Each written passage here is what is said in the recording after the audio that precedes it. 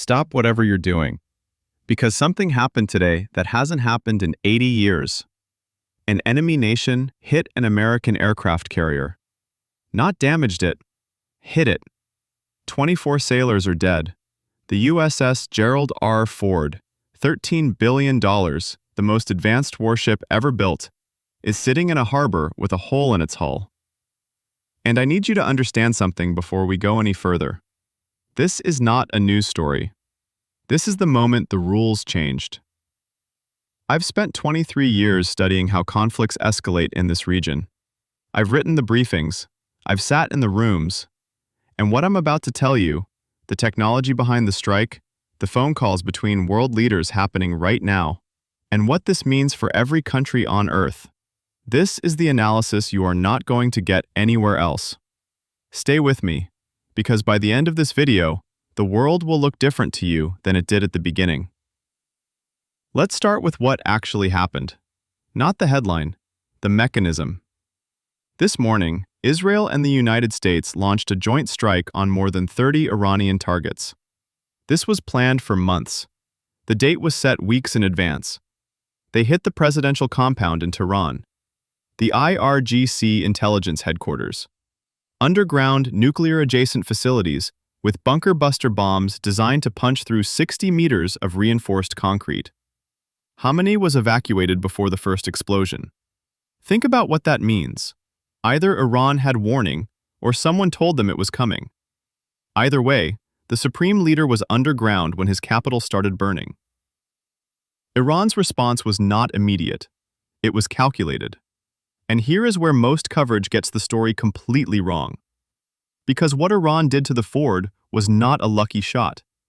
It was a 3-year-old doctrine executed perfectly against the most defended target on the surface of the ocean. Phase 1.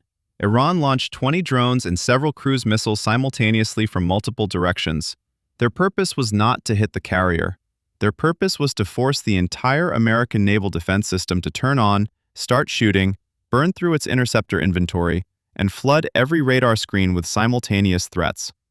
Every single drone was real. Every one carried a warhead. Every one had to be engaged. While the destroyers were firing interceptors at drones, Phase 2, one ballistic missile left the Iranian coast. But before it launched, Iran already had a reconnaissance drone at high altitude streaming the Ford's real-time GPS coordinates to the targeting operators on the ground. Americans saw the surveillance drone, tried to shoot it down, didn't make it. The missile launched with a live feed on its target. The USS Carney fired an SM-3 interceptor, one of the best ballistic missile defense weapons in the American inventory. The Iranian missile maneuvered in its terminal phase. New steering fins. The SM-3 missed. Second interceptor, not enough time. Last resort, the phalanx cannon, thousands of rounds per minute in the final seconds. It destroyed part of the warhead, not all of it.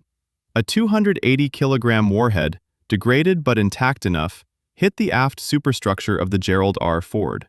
Fire. 24 dead, 60 wounded. The carrier is alive. It moved to port under its own power, and that matters to the Navy, but as a combat unit, it is finished for months. Here is the number that changes geopolitics forever.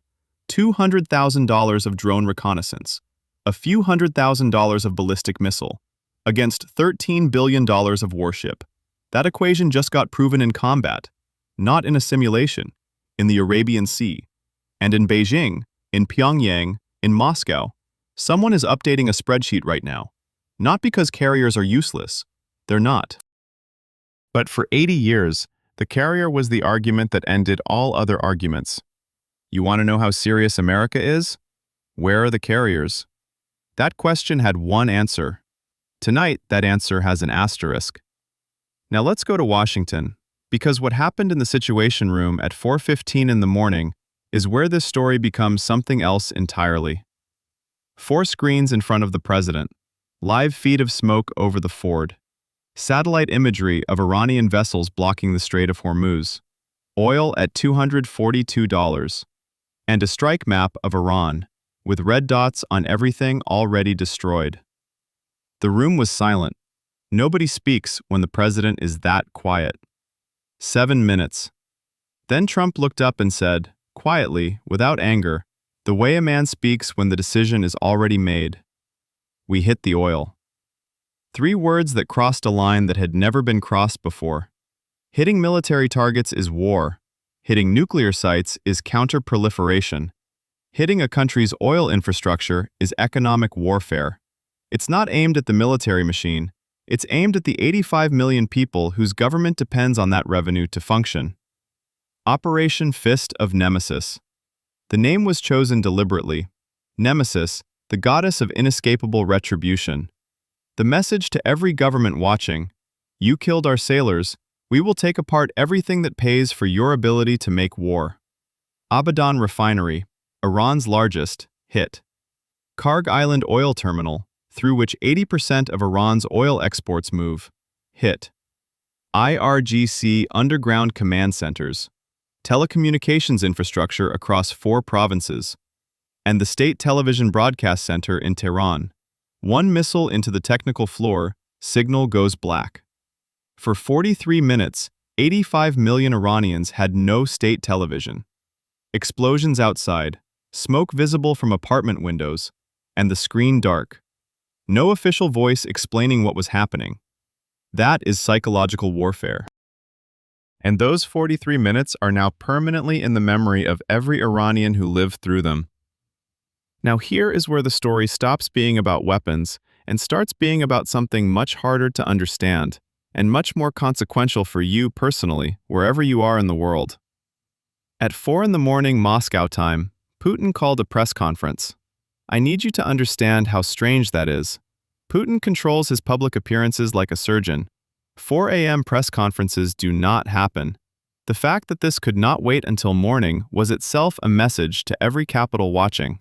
Moscow considers this serious enough to break protocol. He spoke for 8 minutes. No notes. 2 things mattered. He didn't call for a ceasefire, he demanded one. In diplomatic language, that distinction is everything. A demand implies consequences if ignored. And then he looked at the camera and said, without titles, without protocol, first name only. Donald, you're a smart man. You know there's nowhere further to go. Call me.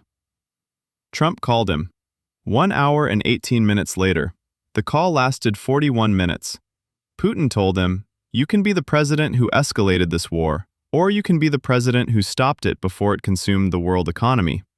The second one is harder, which is exactly why it's the greater achievement. Then Putin laid out the framework.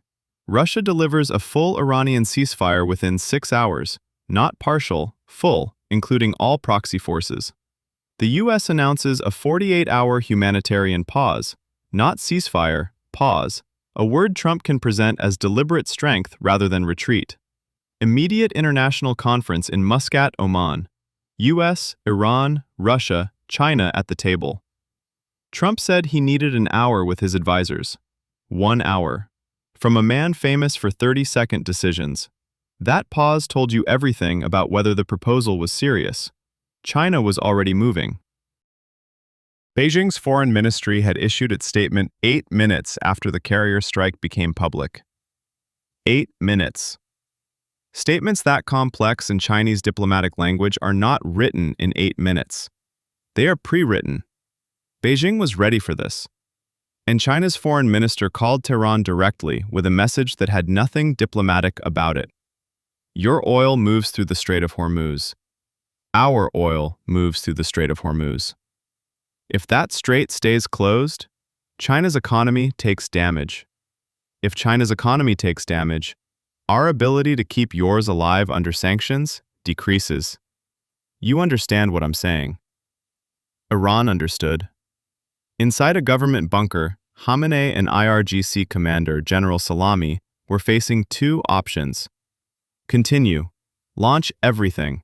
Demonstrate that Iran doesn't negotiate under fire. Absorb whatever comes next. Or, accept the Russian framework. Take the carrier strike as the historical achievement it already is, and negotiate from that position, rather than fight until the Iranian military as an institution no longer exists. The person who argued most forcefully for stopping was Salami himself, the man who ordered the strike on the ford. His argument? We prove the capability exists. That is now permanently in the history books. No one can take it back. Now we prove we have the discipline to stop at the right moment, before we walk into the response that destroys what we need to fight the next round. 4 hours and 17 minutes into the 6-hour countdown, Khamenei made the call. The Iranian Foreign Ministry issued its statement: cessation of active offensive operations for the duration of negotiations, conditional upon the immediate halt of aggression against Iranian territory. Conditional, not surrender. A door open with the handle on Iran's side. 18 minutes later, Washington. A temporary 48-hour humanitarian pause in military operations for situational assessment. The guns mostly went quiet.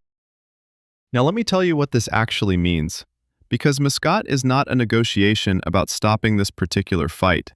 It's a negotiation about what the Middle East, and frankly the world, looks like for the next 20 years. Here are the real consequences depending on what happens next. If Muscat succeeds, Iran's nuclear program gets frozen under international verification. Oil drops from $250 toward $180. The global recession that was forming in the background gets avoided, barely. Trump gets to say he stopped Iran's nuclear ambitions. Khamenei gets to say Iran struck America's flagship and walked away with its sovereignty intact. Russia becomes the guarantor of Middle East peace, a status that no amount of military spending buys. China gets to play the clip of itself de-escalating a war the US started, in front of every developing nation on the planet for the next 2 decades. And the world gets 18 months, maybe 2 years, before the next crisis, but at least the world gets them. If Muscat fails, oil stays above $200. The German economy, already on the edge of recession, falls in. European manufacturing, the kind that runs on energy, starts shutting down. Iran's proxies resume attacks on US bases across the region. The United States faces a choice between a ground commitment it cannot politically sustain and an air campaign that has already hit everything that was easy to hit. Iran's nuclear scientists, who are still alive, whose knowledge is still intact, go deeper underground, literally and figuratively. And the war that everyone thought would be contained to 2 weeks starts measuring itself in seasons. And there is a third possibility that nobody wants to say out loud. If the strikes on Iran's infrastructure go deep enough, fast enough, that the IRGC loses command and control over its proxy forces, those forces don't stop. They start making their own decisions. Hezbollah without clear orders from Tehran is more dangerous than Hezbollah with them. Iraqi factions operating without coordination are unpredictable in ways that coordinated forces are not. The scenario that keeps military planners awake is not a war with Iran. It's a war with Iran plus 30 independent armed organizations across 6 countries, all making local decisions simultaneously, with no one who can tell them to stop. The Strait of Hormuz is still technically closed as I'm recording this. That will be the first thing resolved in Muscat, because until it opens, every minute costs the world economy in ways that are measurable in real time. One order from Tehran, the vessels move. Oil starts falling. The first sign that something is actually being agreed upon. The Ford is in port. It came in under its own power. The Navy made sure people knew that. But the repair is 3 to 6 months minimum. And the 24 families, somewhere in the United States, there are 24 families who received a visit today that no family should ever receive. That is the number that drove every decision in the Situation Room this morning. That is the number that made the American public's support for military action jump from 52% to 78% in a matter of hours. And that is the number that will make it politically impossible for anyone in Washington to accept a Muscat outcome that looks like retreat. Both things have to be true at once. Trump has to be able to say, "We stopped Iran's nuclear program. We won." Khamenei has to be able to say, "We hit America's most powerful warship and walked away with our dignity. We won." The same outcome, 2 different stories, both true enough. That is what diplomacy is. Not justice, not perfect resolution. The construction of a shared reality that enough people can live with. The rooms in Muscat are ready. The flags are on the tables. The translators know their vocabulary. And the world is waiting. I will be here for every development. Every session, every leak, every signal that comes out of those negotiations. Subscribe right now and turn on notifications, because when the next update breaks, you need to already be here. What happens in Muscat in the next 48 hours will be talked about for 50 years. And I'm not going anywhere until it's over.